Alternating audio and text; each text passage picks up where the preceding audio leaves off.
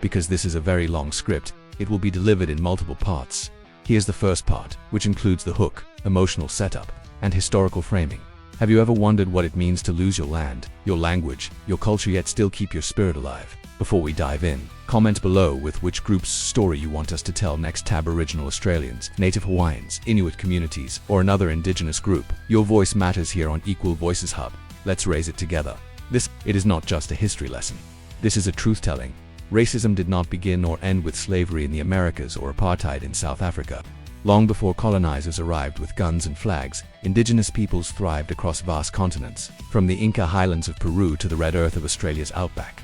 From the birch forests of Canada to the ancient pueblos of the American Southwest, nations lived, loved, governed, healed, and prayed in harmony with the land. Then came the settlers. With them came greed, laws, borders, violence, and lies, and racism, the kind not just written into policy but carved into flesh, erased from memory, buried beneath ruins, and justified in the name of progress. This is the story of what happened, and more importantly, how Indigenous people held on, how they survived, how they continue to resist, with hope, with culture, with fierce resilience. Let's begin. When the first European ships landed on the shores of the Americas and Australia, their arrival marked not discovery, but disruption. For Indigenous communities, this was the beginning of centuries-long trauma: colonization, forced displacement, cultural genocide, and systemic racism that continues to this day. In North America, colonizers labeled the land as empty despite it being home to millions of people. They brought diseases that killed upwards of 90% of indigenous populations within a century. They introduced policies like the Indian Removal Act of 1830, which tore families from ancestral lands, the Trail of Tears. That wasn't just a tragic march, it was state-sponsored ethnic cleansing. In Canada, children were taken from their homes and forced into residential schools, places where their language was forbidden, their culture criminalized, and abuse was routine. Survivors of those schools speak today not just of stolen childhoods but of communities shattered, languages lost, ceremonies erased. Across the Pacific and Australia, Aboriginal communities faced similar horrors. British colonizers declared the land terra nullius, nobody's land, ignoring the presence of cultures tens of thousands of years old. Children of mixed ancestry, known as the stolen generations, were systematically removed from their families and raised to be white. The intent was to eliminate Aboriginal identity altogether. Racism was never just about hateful words. It was and is about structures, laws, institutions, systems, and yet, through it all, Indigenous communities found ways to survive, not through assimilation but through resistance, through memory, through song lines and storytelling, through the reclaiming of languages nearly silenced, through the rebirth of traditions that colonial powers tried so hard to destroy. They hoped not naively, but defiantly. That hope sounded like a drumbeat in a healing circle. It looked like a teenage girl learning her great-grandmother's weaving patterns. It tasted like food cooked in fire pits, just as it had been for millennia. It felt like a protest march, like sacred land being returned, like treaties being honored, finally. And while the pain is still present, so too is the pride. Stay with us as we explore the intimate and powerful stories of how Indigenous peoples in the Americas and Australia have confronted racism, reclaimed their dignity, and reshaped the future not just for themselves, but for the whole world. What does it take to erase a people from history? In the case of Native Americans and First Nations, it took centuries of violence, treaties broken before the ink dried, and a constant barrage of policies designed to make them disappear.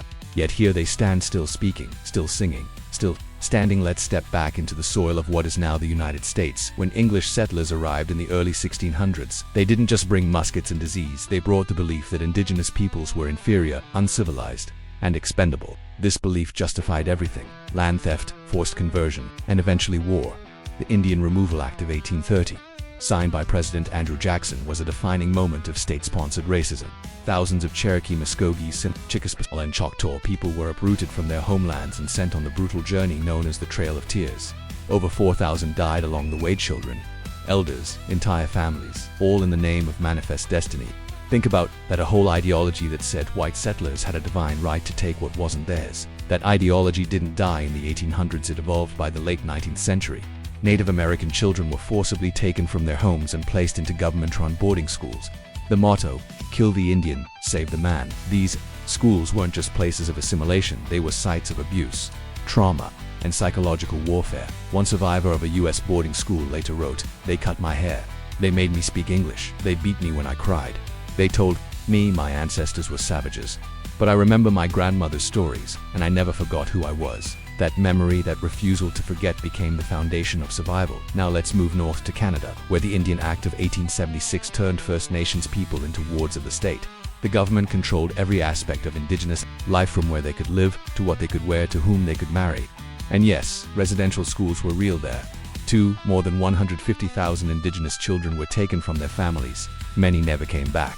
The Truth and Reconciliation Commission of Canada has documented stories that will shake you. Children buried in unmarked graves, others dying from malnutrition and neglect, while officials looked the other way. But there were whispers of hope even then. In the songs, some children sang to each other in secret.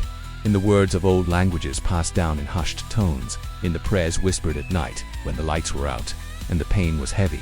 Now let's go further south to the Andes, to the Amazon, to the lands of the Mapuche, Aymara, and Quechua. Spanish and Portuguese colonial powers brought with them the same formula: take land, exploit people, and justify it with religion and race. Encomienda systems turned indigenous labor into economic engines for empire. Missions forced Catholicism upon communities who already had rich spiritual traditions. In Peru, Bolivia, and Chile, the Mapuche and other nations were labeled barbaric for resisting.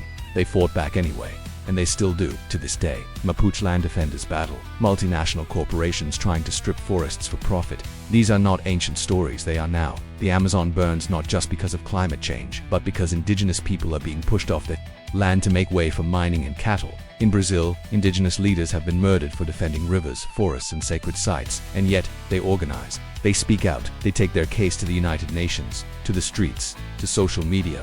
They wear regalia in protest. They speak truth through tears, because even when the world has told them they are invisible, they have made themselves seen. That is the power of hope. It's in the revival of indigenous languages from Cherokee immersion schools in Oklahoma to Quechua radio programs in Peru. It's in cultural reclamation powers, dance festivals, art, tattoos, and medicine rituals that defy centuries of oppression.